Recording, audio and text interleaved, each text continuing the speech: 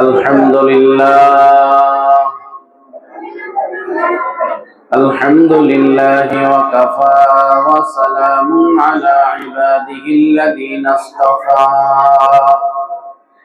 أما بعد فأعوذ بالله من الشيطان الرجيم بسم الله الرحمن الرحيم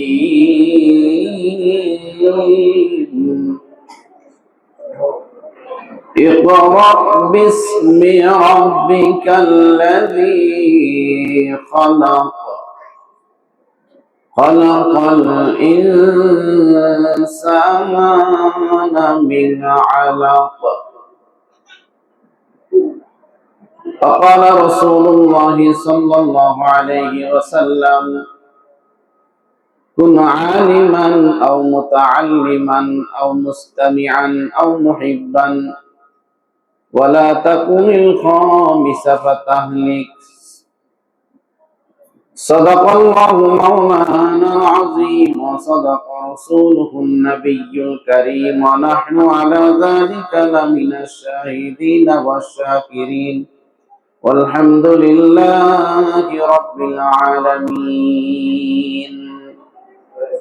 وقال تعالى إن الله وملائكته يصلون على النبي يا أيها الذين آمنوا صلوا عليه وسلموا تسليما সকলে মহব্বত নিয়ে দরুদ পড়ুন اللهم صل على محمد وعلى آل محمد كما صليت على إبراهيم وعلى آل إبراهيم إنك حميد مجيد اللهم بارك على محمد وعلى آل محمد كما باركت على إبراهيم وعلى آل إبراهيم إنك حميد مجيد لا إله إلا الله لا إله إلا الله لا إله إلا الله لا إله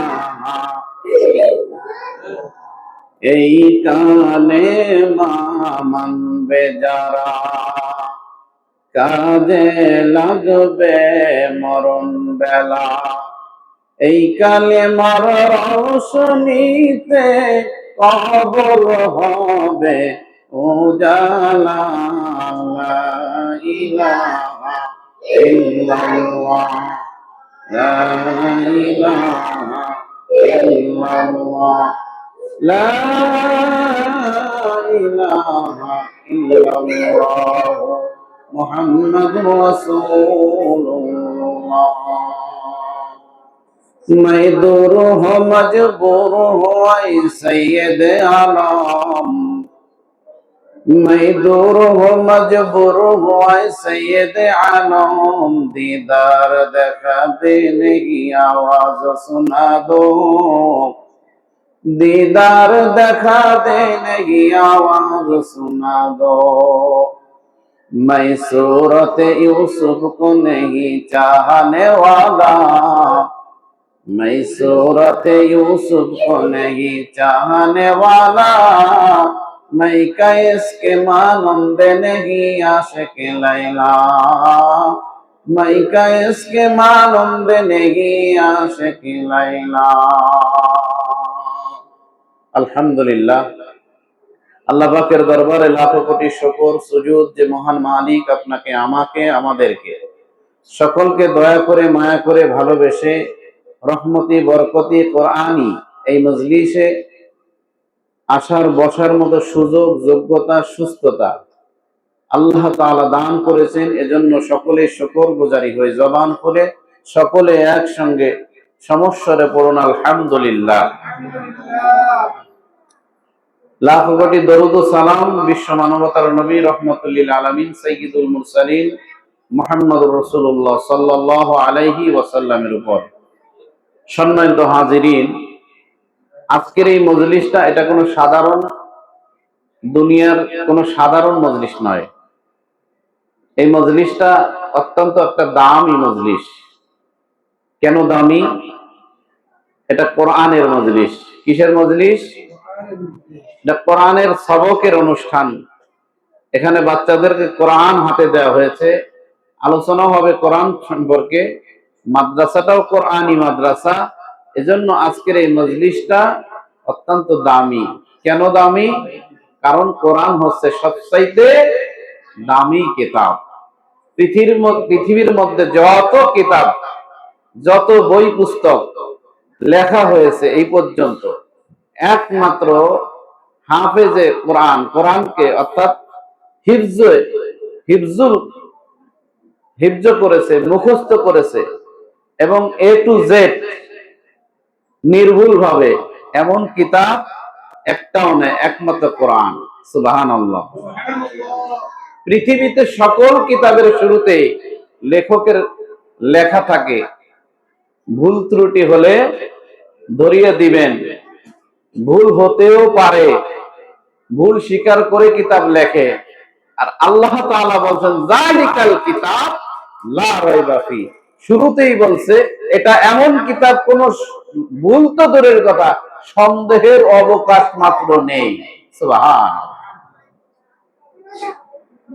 এটা এমন এক কিতাব, যেই কিতাবের কারণে আল্লাহ রাব্বুল আলামিন আপনার আমার বন্ধু দোস্ত, আপনার আমার কান্ডারি নবী মুহাম্মদুর রাসূলুল্লাহ সাল্লাল্লাহু আলাইহি ওয়াসাল্লামকে শ্রেষ্ঠত্ব দান করেছেন।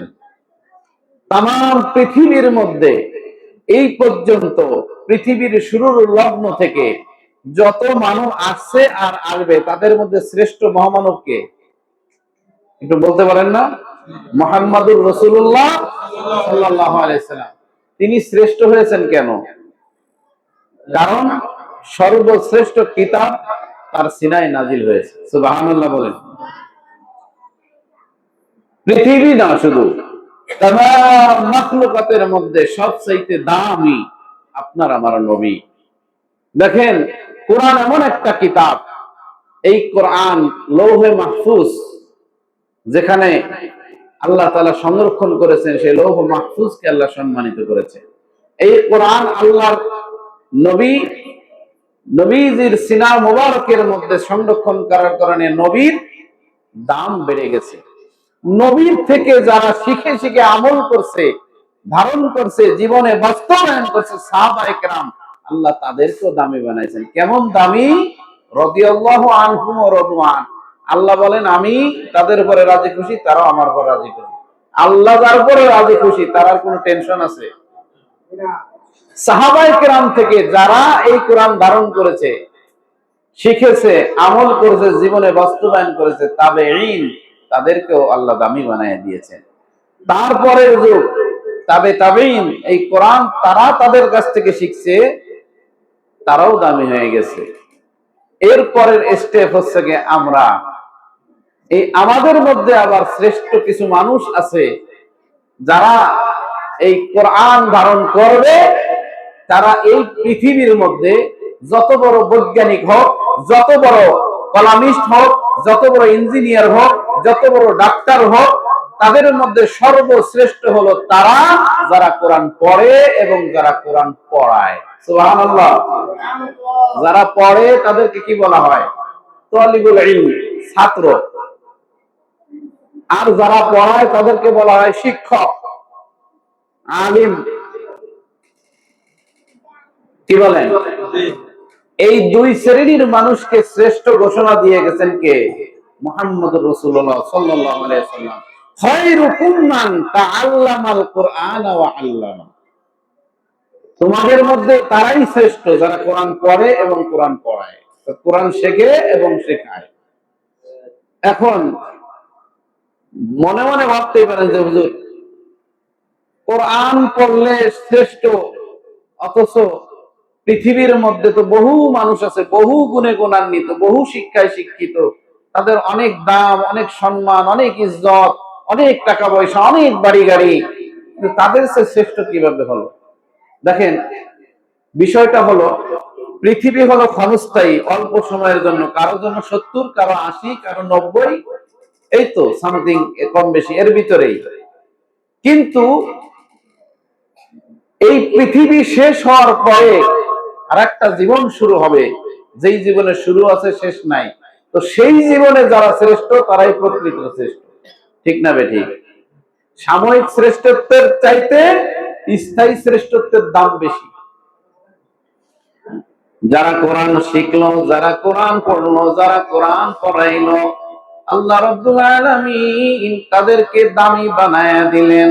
আল্লাহর নবী বলেন তারা হলো এমন দামি, পৃথিবীর মধ্যে টাকা পয়সা, বাড়ি গাড়ি, অট্টালিকা, সম্পদ, চেহারা সুন্দর, পুরো জাহাজ চালাইতে পারে, ইঞ্জিনিয়ার জাহাজ চালাইতে পারে, তারা দামি নয়। দামি হলো কোরআন পড়নেওয়ালা, কোরআন পড়ানেওয়ালা। সুবহানাল্লাহ। কেন দামি? কারণ কোরআন হলো একটা দামি কিতাব। দুনিয়ার সকল কিতাব আল্লাহ রাব্বুল আলামিন যা নাজিল করেছে 104 খানা সহিফা বা কিতাব, 104 খানা কিতাব নাজিল করেছেন। কিতাব নাজিল করেছেন একদম আস্তা একটা কিতাব, বাইন্ডিং করা, লিখিত অবস্থায়। নবী মুসার কাছে একটা দিয়েছেন, দাউদ আলাইহিস সালামের কাছে দিয়েছেন, ঈসা আলাইহিস সালামের কাছে দিয়েছেন। কিন্তু একমাত্র কোরআন এটা কিতাব নয়, এটা হলো কালামুল্লাহ। এটা কি? আল্লাহর কালাম। কিতাব আকারে নাজিল হয় নাই। আল্লাহ তাআলা নবীর সিনায় আল্লাহর কথাগুলো, কালামগুলো, বাক্যগুলো নবীর সিনার মধ্যে নাজিল করেছে। আর 23 বছরে আস্তে আস্তে করে আল্লাহর নবী সংরক্ষণ করেছে, মুখস্থ করেছে, হিফজ করেছে। যার কারণে আল্লাহর কালাম, এই জন্য এটার দাম সবচেয়ে বেশি। কোরআন যে পাহাড়ে নাজিল হয়েছে, আমি ওই আয়াত তেলাওয়াত করেছি। আল্লাহ বলেন ইকরা বিসমি রাব্বিকাল্লাযী খালাক, পড়ো তোমার রবের নামে যিনি তোমাকে সৃষ্টি করেছেন। সর্বপ্রথম আল্লাহ বললেন পড়ো, দ্বিতীয় কথা বললেন রবের নামে। ভালো করে বুঝবেন, পড়ো রবের নামে। এখন বলেন, আমরা যখন কোরআন খুলি সর্বপ্রথম পড়ি আউযু বিল্লাহি মিনাশ শাইতানির রাজীম। আউযু বিল্লাহ, এখানে বিল্লাহর মধ্যে আলিফ লাম লাম হা আছে, আল্লাহর নাম আছে। আল্লাহর কাছে শয়তানের থেকে পানা চাওয়া দ্বারা আমরা শুরু করে এরপর কোরআন পড়ি। এরপরে পড়ি বিসমিল্লাহ। কার নাম, কার নাম নিয়ে শুরু করি? আল্লাহর নাম। দেখেন আল্লাহ বলছে পড়ো রবের নামে, এই জন্য রবের নাম শুরুতে আমরা দিয়েই কোরআন পড়া শুরু করি, ঠিক না বেঠিক? কিন্তু যখন জেনারেল শিক্ষিত একজন বাংলা বই পড়ে, ডাইরেক্ট খোলে, খুইলেই পড়া শুরু করে, ঠিক না? আউযু বিল্লাহ বিসমিল্লাহ কোনো জরুরত নাই।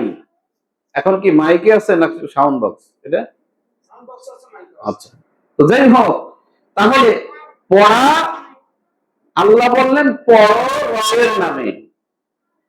এখন দেখেন দুনিয়ায় আমরা এক সময় যখন স্কুলে পড়ছি, আমরা পড়ছি অতে অজগর, আসতে তেরে। এখন একটু আপডেট হয়েছে, কারণ এই কথাগুলো এখন মানুষ বলে যে প্রথমে বাচ্চাদেরকে ভয় দেখানো পড়ানো যাবে না। শুধু এটা না, হাটিমা টিম টিম, মাঠে পড়ে ডিম, একবারে অবাস্তব, যা কোনোদিন মানে কল্পনায় মিথ্যা, এটা কোনো সত্য কিছু না। এমন কিছু দিয়ে শিক্ষা শুরু করা হইতো, ঠিক না বেঠিক? কিন্তু কোরআন একমাত্র এমন কিতাব যার ভিতরে কোনো মিথ্যা তো দূরের কথা, সন্দেহের অবকাশও নাই, ঠিক না বেঠিক? দেখেন ছোট বাচ্চা একদম যখন ছোট থাকে, ওর ব্রেনে যা ঢুকাবেন ও তাই ক্যাচ করে নেবে, তাই শিখবে, ঠিক না বেঠিক? মা যখন আল্লাহু আকবার দিয়ে যায় নামাজ বিছায় নামাজ পড়ে, দেখবেন 1 বছর বয়সী বাচ্চা, 2 বছর বয়সী বাচ্চা, ও যায় নামাজের মধ্যে সিজদা দেয়, মা সিজদা দিয়ে সুবহানা রাব্বিয়াল আ'লা পড়ে। বাচ্চা তো আর পড়তে পারে না, কিন্তু বাচ্চাটা আমার মুখের দিকে তাকায় সিজদা দিয়ে মুখ নাড়ায়, ঠিক না বেঠিক? মা মুখ নাড়াইতেছে, ও মুখ নাড়ায়। এই যে প্র্যাকটিক্যাল, মাকে দেখে বাচ্চা শিখে। এজন্য ছোট্ট বয়সে যা শিখাবেন শিখবে।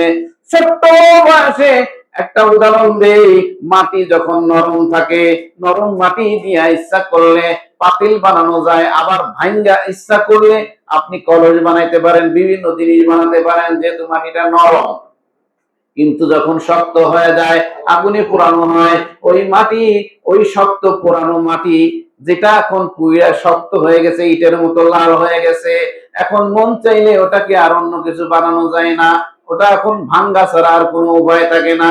ঠিক ছোট্ট শিশু বাচ্চা, ও যখন সর্বপ্রথম কথা বলা শেখে, রবের নামটা শিখায় দেন, লা ইলাহা ইল্লাল্লাহ, এই কালেমা দিয়ে ওর কথাটা শিখান, আল্লাহর নাম দিয়ে ওর কথাটা শিখান।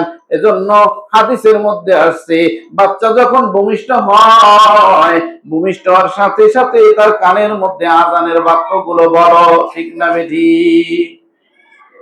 বাচ্চার কানের মধ্যে আযান দিলেন, এরপরে সুন্দর একটা নাম রাখলেন, এরপরে বাচ্চা যখন কথা বলা শিখলেন, আল্লাহর নাম শিখাইলেন, কালেমা শিখাইলেন। সর্বপ্রথম যখন স্কুল কলেজ ভার্সিটি বা মাদ্রাসায় দেওয়ার বয়স হয়েছে, সর্বপ্রথম ওকে কোরআন শিখায় দেন। সর্বপ্রথম যদি একটা বাচ্চা কোরআন শিখতে পারে, কোরআন শিখে যায়, সর্বপ্রথম জীবনের শুরুর লগ্নটা যদি কোরআন দিয়ে শুরু হয়, এই বাচ্চা যদি কখনো মাদ্রাসা ছেড়ে স্কুল লাইনে চলে যায়, এই বাচ্চা যদি মাদ্রাসা জীবনের মতো লেখাপড়া বাদ দিয়ে ও কলেজ ভার্সিটিতে চলে যায়, ও যদি ডাক্তার হয়, ইঞ্জিনিয়ার হয়, ওই বাচ্চা কোনোদিন চোর হবে না, ওই বাচ্চা গুন্ডা হবে না, ওই বাচ্চা কোনোদিন পরের হক মেরে খাবে না, ওই বাচ্চা তার মাকে বৃদ্ধাশ্রমে পাঠাবে না। দেখবেন বর্তমান জামানায় বৃদ্ধাশ্রমে যাদের পিতা মাতা আছে, ভালো করে খবর নেন, বৃদ্ধাশ্রমের পিতা মাতার সন্তানগুলো কেউ ডাক্তার, কেউ ইঞ্জিনিয়ার, কেউ ব্যারিস্টার, ঠিক না বেঠিক? সম্প্রতি শুনছেন না মিরপুরে? কিন্তু একটা বাচ্চা যদি মাদ্রাসায় পড়নেওয়ালা হয়, কোরআন পড়ে, ও যদি আলেমও না হয়, মাওলানা মুফতি নাও হতে পারে, জীবনের শুরুর লগ্নে নুরানি মাদ্রাসায় পড়া নিয়মিত 5 ওয়াক্ত নামাজ শিখছে, 40টা হাদিস মুখস্থ করেছে, কোরআনটা রিডিং পড়া শিখছে, এরপরে আর কিছু পড়ে নাই, এখনো স্কুলে গেছে, কলেজে গেছে, ডাক্তার হয়েছে, এই বাচ্চা বেনামাজি হবে না, এই বাচ্চা সন্ত্রাসী হবে না, এই বাচ্চা সুদখোর হবে না, ঘুষখোর হবে না, কারণ এই বাচ্চার সিনার মধ্যে কোরআন ঢুইকা গেছে। জোরে বলেন সুবহানাল্লাহ। এই মা বাবার কপাল বড় ভালো, যে মা বাবার সন্তান কোরআন পড়নেওয়ালা হয়, কারণ মা বাবা যখন অন্ধকার কবরে চলে যাবে, এই অট্টালিকা, বাড়ি গাড়ি, ব্যাংক ব্যালেন্স, টাকা পয়সা রেখে আপনি চলে গেলেন, ভাবলেন আমার সন্তানটার ভবিষ্যৎ বানায় দিলাম, কোটি কোটি টাকা ব্যাংক ব্যালেন্স রাখলাম, আমার সন্তান ভালো খাবে, ভালো পড়বে, কিন্তু আপনি যে এত টাকা গড়লেন, এত টাকা করলেন, সন্তানের জন্য কবরে চলে গেলেন, এই সন্তান এক ওয়াক্ত নামাজও পড়ে না, মা বাবার জন্য দোয়া করে না, বরঞ্চ ফেন্সিডিল খায়, ইয়াবা খায়, গুনার কাজ করে, গুনার হিস্সা, অর্থাৎ সে গুনাহ করে মা বাবার কবরে গুনাহ পৌঁছাইতে থাকে। কিন্তু ওই মা বাবার কপাল ভালো, যারা কোরআন পড়নেওয়ালা হয়, প্রতিটা মুহূর্তে সন্তান কোরআন পড়লে 10টা করে যে নেকি পায়, এই নেকি, এই পরিমাণ সব সন্তান যেমন পায়, যে মা বাবা ওরে কোরআন পড়নেওয়ালা বানাইছে, মা বাবার কবরে আমলনামা জমা হইতে থাকে। চিৎকার মেরে বলুন সুবহানাল্লাহ। কোরআন শিখাও ছেলে মেয়েকে, ওহে মুসলমান, জান কবজের সময় তোমার হইবে রে আসান।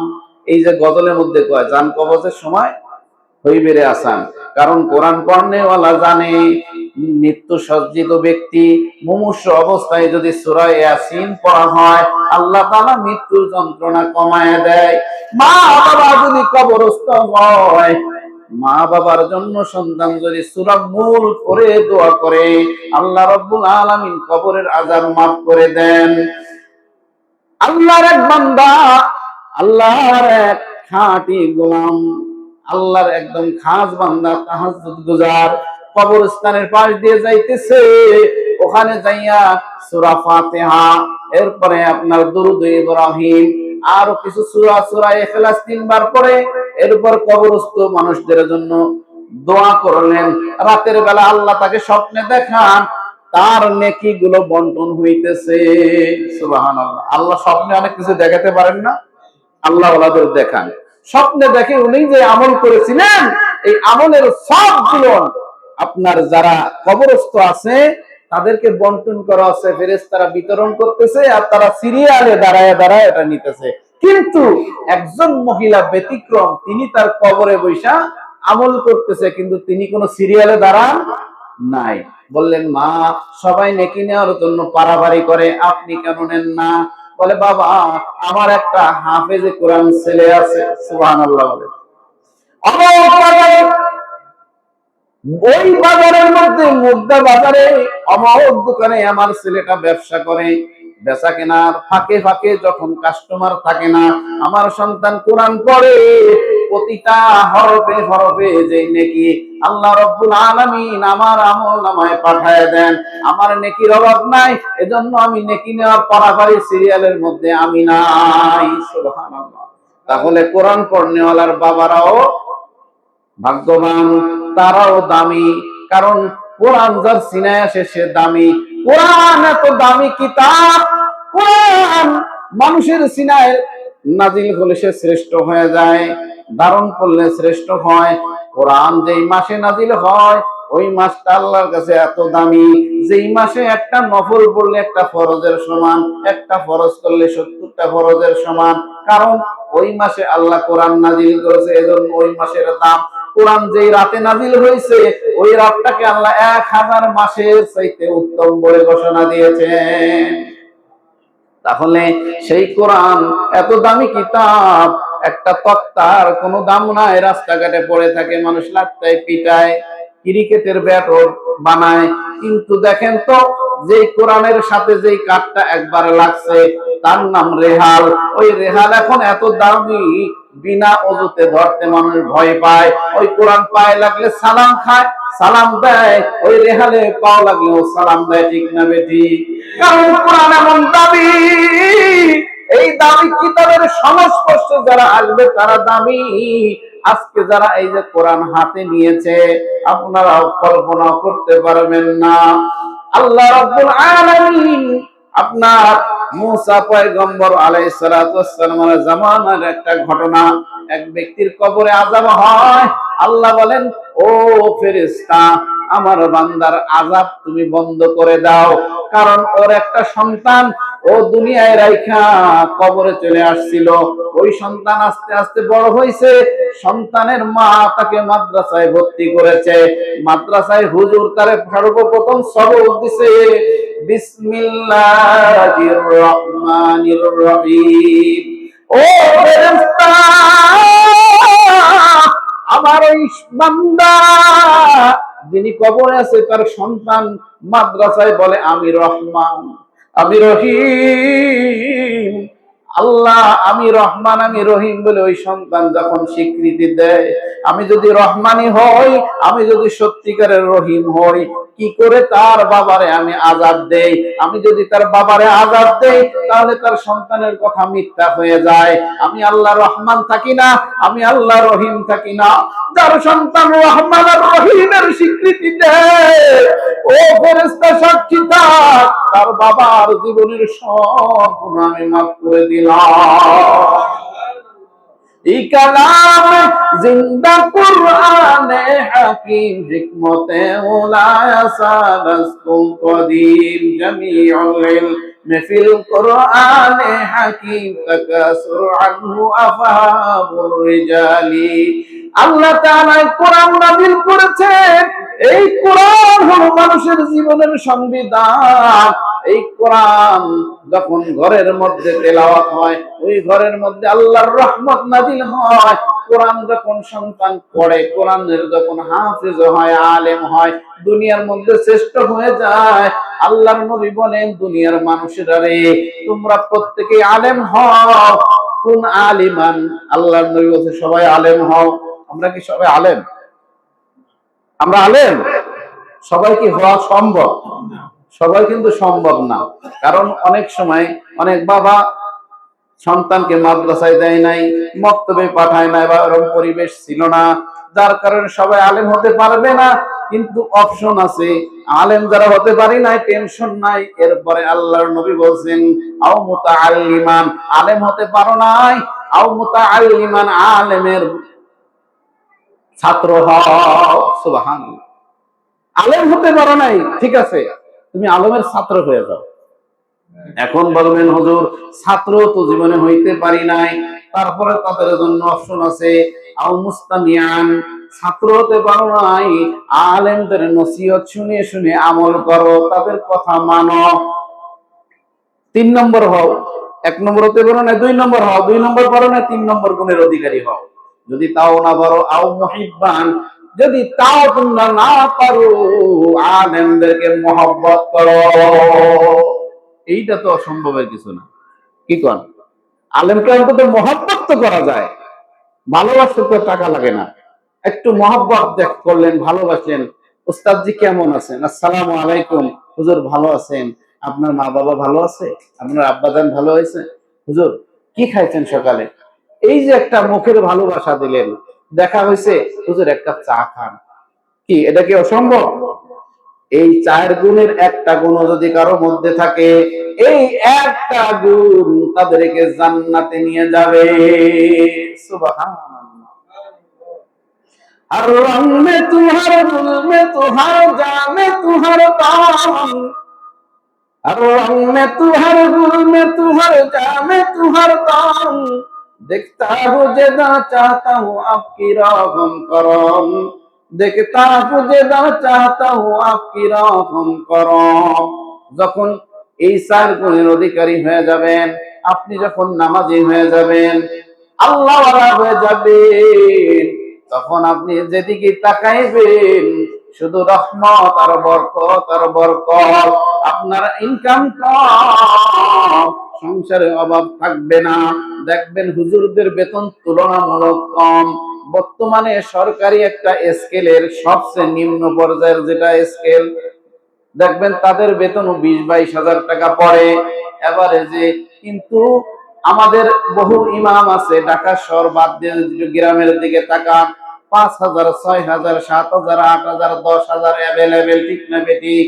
বলেন তো বর্তমান জামানায় 10,000 টাকায় সংসার চলা কি সম্ভব? কোনোভাবেই সম্ভব না। কিন্তু চালানেওয়ালাকে আল্লাহ চালায় কেন? আল্লাহর কোরআন তার সিনায় আছে, কোরআন সিনায় থাকার কারণে আল্লাহ তাআলা বরকত দিয়ে ভরপুর করে দেয়। তার সংসারের মধ্যে রোগ বালাই হয় না, বাড়তি খরচ নাই। তার বিবি 5টা 10টা করে প্রতি মাসে 3 পিসের দাবি করে না, বছরে একটা দিলে সন্তুষ্ট। এজন্য সংসারে বরকত হয়। ছেলে মেয়ে সন্তানগুলো এদিক ওদিক টাকা উড়ায় না, এজন্য সংসারে অল্প টাকায় বরকত হয়। শুধু তাই নয়, আল্লাহ তাআলা কিছু মানুষকে তাদের প্রতি দয়া মায়া লাগায় দেয়। বেতন ছাড়াও দেখা যায় কোন এক ব্যক্তি এসে মুখ করে হুজুর 2,000 টাকা দিলাম, কিছু কিনে খায়েন। এরকম ভাবে আল্লাহ তাআলা তার অদৃশ্য থেকে রিজিকের ব্যবস্থা করে, এজন্য বরকত হয়, সমস্যা হয় না, চলতে পারে। কিন্তু দেখবেন 30,000, 40,000, 50,000 টাকা বেতন পায় ঢাকা শহরে বহু মানুষ ঠিক মতো খাইতে পারে না, ভালো একটা দামি পোশাক পরতে পারে না। কারণ ঢাকা শহরে একটা বাড়ি ভাড়া, ঘর ভাড়া 10,000, 12,000, 15,000, এরপরে খরচ বেশি, টাকা বেশি, কিন্তু বরকত নাই, ঠিক না বেঠিক? কিন্তু কোরআনওয়ালাদেরকে আল্লাহ তাআলা এমন বরকত দিয়ে ভরপুর করেন। আপনাদেরকে একটু বলি, একটু ভালো করে তো দেখেন, একটা হাফেজ দেখান, একজন আলেম দেখান যে তারা বেকার। একজন হাফেজ আলেম বেকার হয়ে না খেয়ে মরতেছে, চলতে পারে না, এরকম বেকার হাফেজ আলেম আছে? কিন্তু অসংখ্য অগণিত MBBS মানে বিএ পাস, আইএ পাস এরকম আছে যারা বেকার, আছে না নাই? সম্মানিত হাজিরিন, এবার আসেন পিতামাতার প্রতি বলতেছি, যারা পিতামাতা হয়েছেন, সন্তান 5টা আছে, 5টাকে আমি বলবো না আলেম বানান, কারণ সবকিছুর দরকার আছে। ডাক্তারের দরকার, ইঞ্জিনিয়ারের দরকার নাই, দুনিয়া তো চলবে না, দুনিয়া চালাইতে গেলে সবই লাগবে। আপনার 5টা সন্তান, একটাকে আলেম বানান, একটাকে ডাক্তার বানান, একটাকে ইঞ্জিনিয়ার বানান। অসম্ভব? আপনার সামর্থ্য যেরকম সেরকম বানান, কিন্তু অন্তত পক্ষে একটা ছেলে বা একটা মেয়েকে হাফেজে কোরআন বানান, আলিম বানান, আপনার দুনিয়া এবং আখিরাতের সফলতা এনে দেবে তারা। সুবহানাল্লাহ। মান ক্বারা আল কুরআনা ফাস্তাযহিরাহু ওয়া আহাল্লা হালালাহু ওয়া হাররামা হারামাহু আদখালাহু আল্লাহুল জান্নাহ ওয়া শাফাআহু ফি আশরাতিন মিন আহলি বাইতিহি কুল্লুহুম ক্বাদ ওয়াজাবাত লাহুন নার। আল্লাহর নবী বলেন, যেই ব্যক্তি কোরআন শিখলো, কোরআন অনুযায়ী আমল করলো, মান ক্বারা আল কুরআনা ফাস্তাযহিরাহু ফা আহাল্লা হালালাহু ওয়া হাররামা হারামাহু, এবং কোরআনে বর্ণিত হালাল হারাম বেঁচে চললো, আদখালাহুল্লাহুল জান্নাহ, ওই ব্যক্তি জান্নাতে যাবে। সুবহানাল্লাহ। ওয়াশাফাআহু, এবং সে শাফায়াত করবে। দেখেন, হাফেজে কোরআন, আলেম, কোরআনের আলেম, তারা শাফায়াত করবে। ওয়াশাফাআহু ফি আশরাতিন, তারা শাফায়াত করবে এমন 10 ব্যক্তিকে। ওয়াশাফাআহু ফি আশরাতিন মিন আহলি বাইতিহি, নিজের পরিবার, আহাল পরিবার পরিজনদের মধ্য থেকে, কুল্লুহুম ক্বাদ ওয়াজাবাত লাহুন নার, যারা নাকি জাহান্নাম অবধারিত হয়ে গেছে। জাহান্নাম অবধারিত, আল্লাহর আদালতে সে জাহান্নামী, এমন 10 ব্যক্তিকে ওই হাফেজে কোরআন, ওই কোরআনের আলেম সুপারিশ করে জান্নাতে নিয়ে যাবে। সুবহানাল্লাহ। বলেছেন কে? আল্লাহর নবী। শুধু তাই নয়, আপনাকে আমাকে যেই দিন অন্ধকার কবরে শোয়ায় দিবে, ওই দিন আপনার বিবি আপনার কাছে থাকবে না, বাবা থাকবে না, ভাই থাকবে না, বোন থাকবে না, সন্তান আপন, কিন্তু সন্তান সেই দিন কবরের সঙ্গী হবে না, ওই কবরের সঙ্গী হবে কোরআন। ইযা উদিয়াল মাইয়িতু ফি কবরিহি জাআল কুরআনু ইনদা রাসিহি। আল্লাহর নবী বলেন, ইযা উদিয়াল মাইয়িতু, যখন কোন মাইয়াতকে কবরিহি, কবরস্থ করা হয়, জাআল কুরআনু ইনদা রাসিহি, কোরআন তার মাথার কাছে আসবে। মাথার কাছে কেন আসবে? বলবে, ফেরেশতা রে, আমার বন্ধু, আমার দোস্ত দুনিয়ায় কোরআনওয়ালা ছিল, কোরআন প্রেমিক ছিল, কোরআন ভালোবাসতো, কোরআন পড়তো, কোরআনের হাফেজ ছিল, কোরআনের আলিম ছিল, কিন্তু কোরআনের আলিম হয় নাই, হাফেজ হয় নাই, কোরআনওয়ালাদের মহব্বত করতো। এই যেমন একটা মাদ্রাসা, আপনি আমি কোরআনের হাফেজ হইতে পারি নাই, আলেম হইতে পারি নাই, মাওলানা হতে পারি নাই, কিন্তু কোরআনওয়ালাকে মহব্বত করি, কোরআন আলাদেরকে সাহায্য সহযোগিতা করি, এতিমদের সাহায্য সহযোগিতা করি, এটাও যদি করেন, তাহলে কোরআন তার মাথার কাছে আসবে আর বলবে, ও আল্লাহ, তোমার এই বান্দা কোরআনের হাফেজ হতে পারে নাই, আমি কোরআনের সংরক্ষণ করার জন্য কোরআনী মাদ্রাসায় টাকা দিয়েছে, অর্থ দিয়েছে, দান সব সদকা করেছে, মাদ্রাসার সঙ্গে, কোরআনওয়ালাদের সঙ্গে, আলেমওয়ালাদের সঙ্গে মহব্বত করেছে, সুতরাং আমি কোরআন সুপারিশ করতেছি, আল্লাহ তোমার এই গোলাম, তোমার এই বান্দাকে তুমি আযাব দিও না। সুবহানাল্লাহ। আল্লাহ কোরআনের সুপারিশ গ্রহণ করবে। সম্মানিত হাজিরিন, এটা একটা অভিভাবক সম্মেলন, এটা কোনো ওয়াজ মাহফিল না, এজন্য আমি দীর্ঘ সময় আলোচনা করব না। গুরুত্বপূর্ণ কয়েকটি কথা বলে আমি শেষ করে দিচ্ছি। যাদের বাচ্চা মাদ্রাসায় পড়ে, তারা ভালো করে খেয়াল করে শুনবেন। একজন বেয়াদব ছাত্রকে আদরওয়ালা বানানো, এটা কিন্তু সহজ, এটা কঠিন কিছু না। একজন উস্তাদ ইচ্ছা করলে, চেষ্টা করলে বেয়াদব ছাত্রকে আদরওয়ালা বানাতে পারে, কিন্তু একজন বেয়াদব গার্জিয়ানের ছেলেকে আদরওয়ালা বানানো যায় না। ভালো করে বুঝলেন, বেয়াদব গার্জিয়ান যারা, অর্থাৎ যারা নাকি উস্তাদদের সাথে বেয়াদবি করে, এমন গার্জিয়ান যারা, তাদের সন্তান আলেম হতে পারে না, হাফেজ হতে পারে না, মাঝপথে ব্রেক হয়ে যায়, পড়ছে ভুলে যায়। এজন্য গার্জিয়ান যারা আছেন, খবরদার, কখনো আলেমদের চোখ রাঙায় কথা বলা যাবে না। আপনার সন্তানকে উস্তাদজি একটা বাড়ি মারছে, ওর সাথে কি জমি জমার বিরোধ আছে? তাহলে কেন মারছে? আপনার সন্তানের ভালোর জন্য। হ্যাঁ, বর্তমানে আইন হয়েছে অতিরিক্ত মারা যাবে না, সেটা করলে আপনি তাকে ভদ্র ভাষায় সুন্দরভাবে যেটা ব্যবস্থা সেটা নেবেন, কিন্তু বেয়াদবি কখনোই আলেমদের সঙ্গে করা যাবে না। আলেমদের সঙ্গে যারা বেয়াদবি করে, তাদের সন্তান কখনো আলেম হয় না। এজন্য মা বোনদেরকে বলতেছি, গার্জিয়ানদেরকে বলতেছি, উস্তাদদের সঙ্গে ভালো ব্যবহার, ভালো আচরণ রাখবেন। নাম্বার 2, যেই সন্তানকে হাফেজ বানাতে চান, আলেম বানাতে চান, বর্তমানে তাদের জন্য 1 নম্বর নসিহত হলো অ্যান্ড্রয়েড ফোন থেকে তাকে দূরে রাখতে হবে। কোন ছাত্র যদি অ্যান্ড্রয়েড ফোনে আসক্ত একবার হয়ে যায়, গেমে আসক্ত হয়ে যায়, ফেসবুক ইনস্টাগ্রামে যদি আসক্তি একবার এসে যায়, ওই ছাত্র কোনোদিন আলেম হতে পারবে না। লিখে রাখেন, গ্যারান্টি হবে না, নষ্ট হয়ে যাবে। এজন্য যতদিন আলেম না হবে ততদিন ছুটিতে বাসায় গেলেও রাতে ফোন দেওয়া যাবে না। এটা ভালো করে মাথায় রাখবেন। তারপরে ছুটিতে বাসায় গেছে, আপনার বাচ্চা এখানে কি পরে? পাঞ্জাবি, টুপি, সুন্নতি লেবাস, ঠিক না? বাড়িতে গেছে, ওর আগের পুরাতন শার্ট প্যান্ট সব সাজানো আছে চোখে, ওইটা পরে ঘুরতেছে। না, এটা করা যাবে না। ওকে সুন্নতি পোশাকে অভ্যস্ত করবেন। ঈদের সময় মাদ্রাসায় সুন্নতি ড্রেস, ঈদে প্যান্ট শার্ট কিনে দিবেন না। ওকে এখন থেকে নিয়ন্ত্রণ করুন। আপনার সন্তান বাড়িতে গেলে টেলিভিশনে ডিশ এন্টিনায় আসক্তি যাতে না হয়, এটা খেয়াল রাখতে হবে। যদি ভালো আলেমের পিতা হতে চান, ভালো হাফেজের মা বাবা হতে চান, এগুলো আপনার করতেই হবে। আপনারা কল্পনাও করতে পারবেন না, আগেকার যুগের যাদের নামগুলো আপনারা শোনেন, শামসুল হক ফরিদপুরি রহমাতুল্লাহি আলাইহি এমনি এমনি আলেম হয় নাই। যারা ভালো আলেম তাদের জীবন ইতিহাস শুনেন, কত কিছু ত্যাগ করছে। শামসুল হক ফরিদপুরি রহমাতুল্লাহ আলাইহি ইলমে দ্বীন হাসিল করার জন্য শত শত মাইল দূরে, বৃহস্পতিবারে আসরের পরে ছুটি, শুক্রবারে মাগরিবের আগে এই টাইমটুকু ছুটি পাইতেন। সেই টাইমে আরেকজন উস্তাদের সান্নিধ্য আনতে হাজার হাজার মাইল পাড়ি দিয়ে সেই উস্তাদের কাছে ইলমে দ্বীন হাসিল করতেন। সেখানে যে খাবে কি? শুকনো রুটি। যিনি যেই মাদ্রাসায় পড়তেন সেই মাদ্রাসার রুটি বাছায় বাছায় রোদ্রে শুকাইতেন। সেই শক্ত রুটি, সেই মাইলকে মাইল পথ পাড়ি দেওয়ার মাঝখানে শক্ত রুটি খাবে কিভাবে? পানির মধ্যে ভিজাইয়া ইট দিয়ে ভেঙে গুঁড়ো গুঁড়ো করে এর উপরে পানি দিয়ে ভিজাইতে খাইতেন। তো একদিন ছাদের মধ্যে, ওই যে সাহারানপুর ওস্তাদের কাছে ছাদের মধ্যে ঠুক ঠুক করে আওয়াজ হচ্ছে। কিছু শিক্ষকরা কি ব্যাপার, কিসের আওয়াজ? যাইয়ে দেখে শামসুল হক ফরিদপুরি সদর সাহেব রহমাতুল্লাহ আলাইহি শক্ত রুটি ইট দিয়ে ভাঙতেছে। চোখে পানি চলে আসছে। হযরত, আপনি এত কষ্ট করতেছেন দিনের জন্য।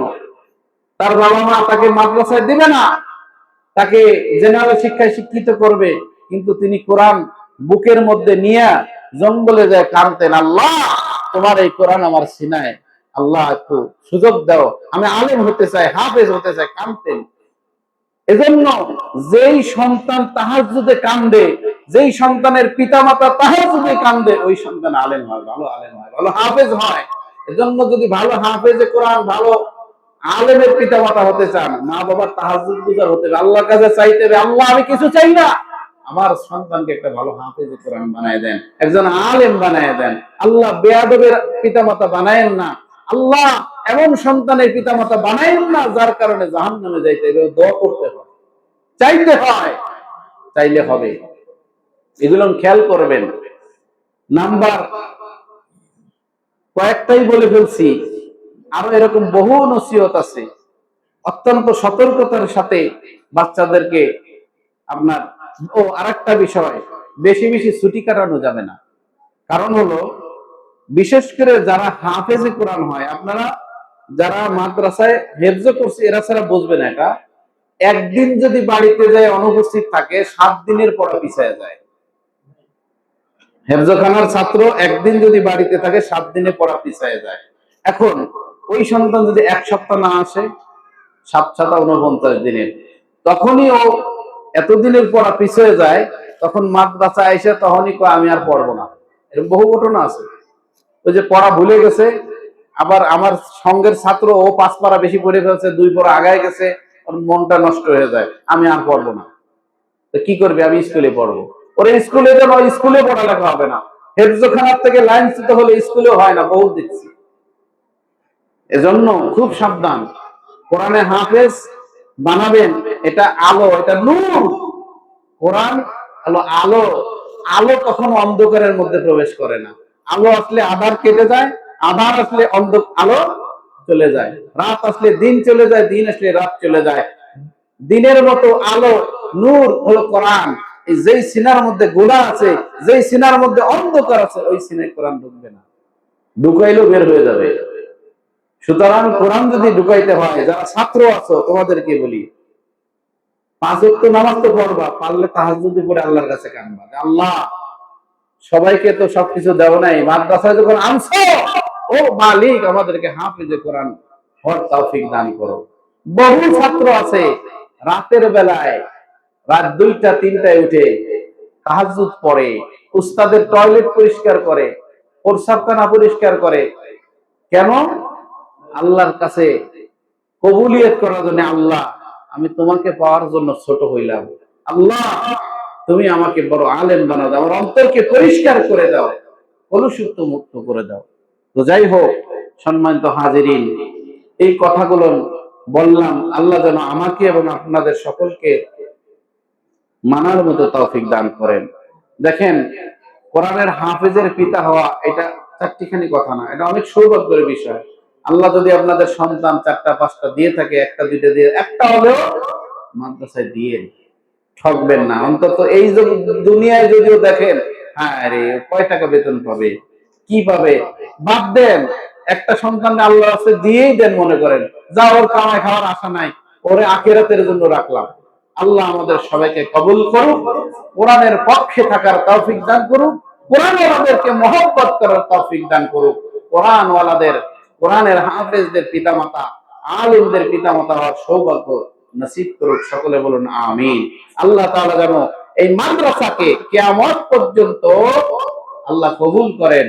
এই মাদ্রাসার কমিটি যারা আছে, আল্লাহ যেন তাদেরকে এই মাদ্রাসার কমিটি হওয়ার কারণে, কোরআনের মাদ্রাসায় সম্পৃক্ত থাকার কারণে আল্লাহ যেন কাল হাসরের ময়দানে তাদের নাজাতের উসিলা বানায় দেয়।